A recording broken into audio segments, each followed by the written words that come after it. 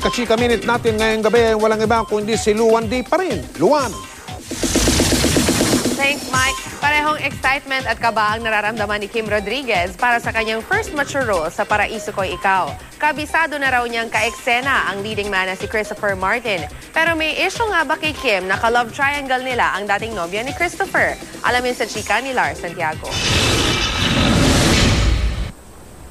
Sweet na sweet sina Kim Rodriguez at Christopher Martin habang tumatakbo sa dalampasigan. Ito ang ipinakitang tagpo sa plug ng bagong GMA early primetime soap na Paraiso Ko'y Ikaw. Sa kanyang unang mature role, handa na rin ba si Kim na mapasabak sa kissing scenes at magpakita ng kaunting skin kung yun ang hinihingi ng istorya? Siguro hindi maiwasan kasi nga sa isla, pero iyan, napaghandaan ko na yung mga ganyan. Kaya abangan nyo. Nag-pictorial na rin si Kim para sa Paraiso Ko'y Ikaw at lalo raw niyang naramdaman ang halong excitement at kaba. So, hindi naman maiwasan yung pressure sa lahat ng bagay kasi lalong-lalo na po si binibining Joyce Bernal po ang director namin. Pero siguro po yung pressure na po yun is good kasi pag napipressure ka, mas lalo mong ginagalingan. Natutuwa si Kim na si Christopher Martin ang kanyang katambal. Gamay na raw nila ang isa't isa dahil nagkatrabaho sila noon sa kakambal ni Eliana.